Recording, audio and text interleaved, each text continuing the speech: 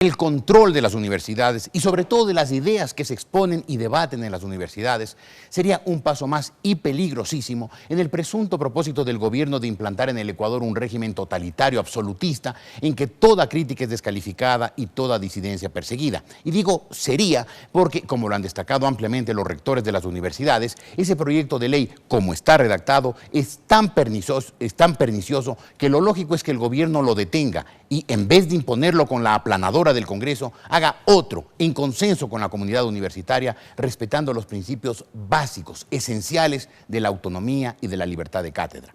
Para hablar de lo cual, esta mañana aquí en Día 7, la expresidenta de la República, la doctora Rosalía Arteaga, quien además de haber sido también ministra de Educación, es una persona conocedora y estudiosa de los temas precisamente de la educación. ¿Cómo está usted, doctora Arteaga? Buenos días. Buenos días también, gracias. Doctora, parece que las dos posiciones están claras. Por un lado, la del gobierno, que dice las universidades deben alinearse con el proyecto del gobierno y por lo tanto los pensum universitarios deben estar alineados con las necesidades y las ideas del gobierno. Y por otro lado, los rectores universitarios que dicen los principios de la autonomía universitaria y de la libertad de cátedra son principios sagrados, intocables. ¿Usted con cuál de las dos posiciones está? Mire, yo diría que, yendo un poquito más allá, todo lo que se está haciendo en el ámbito de educación es extremadamente sensible. Hemos visto la lucha en educación básica y educación media, y ahora viene la lucha en la educación universitaria.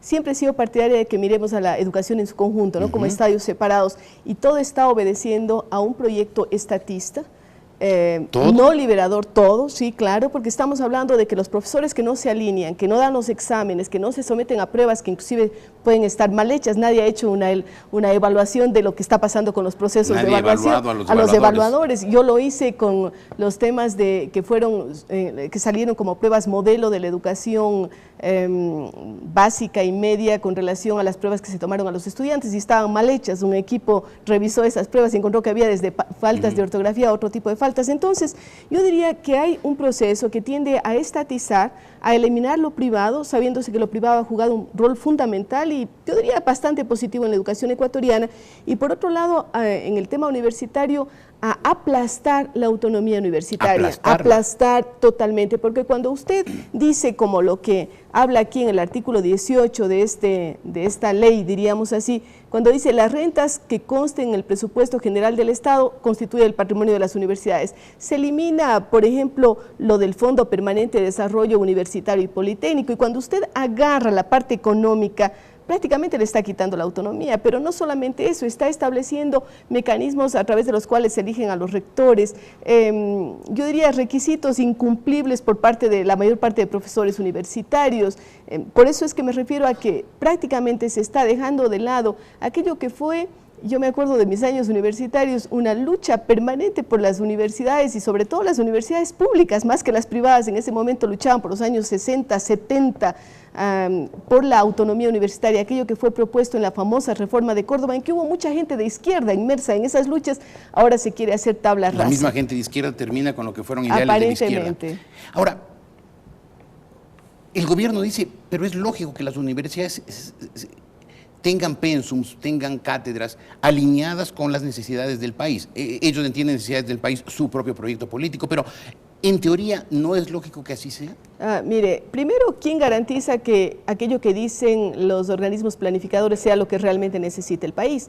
De pronto, mandar a la zafra sea más pertinente que estudiar una carrera universitaria, por ejemplo, si así lo establecen las autoridades omnímodas de planificación, o de pronto podría pensarse que tales y cuales carreras le hacen juego al imperialismo y no pueden darse en el país. O sea que es un absurdo. A mí me parece que definitivamente el gobierno, las autoridades planificadoras tienen que hacer, como usted bien lo ha manifestado, un consenso con las autoridades universitarias. Mire, hay cosas tan absurdas como, por ejemplo, yo estaba mirando que dice el reconocimiento de inscripción automática de títulos obtenidos en el extranjero, y a mí me viene a la mente lo que pasó con las visas, ¿no? De pronto dijeron el Ecuador está abierto al mundo entero, no se necesita visas, y usted vea que ha tenido que el gobierno retroceder en algunos temas, inclusive con nuestros vecinos de Colombia, con el caso de las visas chinas. Ahora hay el escándalo de los matrimonios de cubanos con ecuatorianas para obtener una visa y quedarse en el país. Bien, como usted se da cuenta, hay toda una serie de cosas que se lanzan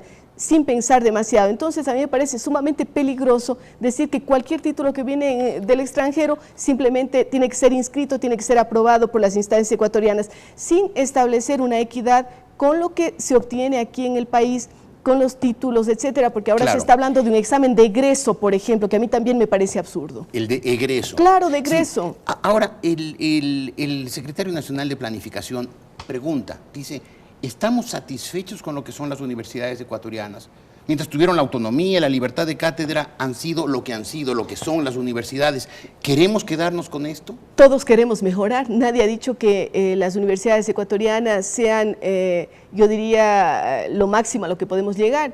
Hemos sido críticas de los procesos, hemos establecido muchas veces comparaciones con otras realidades, con otros países, pero usted recuerde que el cambio no siempre es bueno, el cambio puede servir para involucionar, que creo que es lo que se puede lograr con esta ley absolutamente inconsulta que realmente cree que va a normar y a organizar toda la educación superior, cuando probablemente lo que va a hacer es que se alinee simplemente con algunas de las expectativas del régimen. Yo considero que es sumamente peligroso para el país el establecer que hay líneas únicas de pensamiento. Piense usted que, por ejemplo, cuando se habla de la creación de esta Secretaría de Educación Superior, prácticamente se le está dando el dominio absoluto al Estado. No tenemos que olvidar que todo gobierno es transitorio, por más eterno que crea que es, ¿no? Dicen el dicho popular que no hay mal que dure 100 años ni cuerpo que los resista. Pero hay males que han durado 51 años. Así es, y que acaban con la vida, las esperanzas, el optimismo de generaciones enteras. Nosotros pensamos en nuestros hijos y probablemente en nuestros nietos, qué va a ser del futuro de ellos si es que se establecen estas líneas únicas de pensamiento. Pero volviendo al tema de que en este momento se está estableciendo desde una línea política. Si en lugar de ser presidente el doctor Correa lo fuera el ingeniero Febres Cordero o cualquier otro presidente, estoy absolutamente segura que saldrían a las calles quienes están proponiendo ahora estos cambios, porque dirían, no puede avanzarse en un país con un pensamiento único, no puede ponerse todo el poder en manos de una sola persona o de unas solas instancias. Como lo plantea usted, en el Ecuador nos están implantando una dictadura feroz. Yo le llamaría suavecita. Ni tan suave. Yo le llamaría una dictadura plebiscitaria, porque a veces es fácil respaldarse y decir ganamos todas las elecciones, no tenemos prácticamente oposición o no hay voces que suenan en la oposición, pero usted acuérdese, los regímenes totalitarios ganaron elecciones. Yo no creo que algunos dictadores o dictaduras que existieron en Europa inclusive perdieron elecciones, así es que no hay ninguna garantía.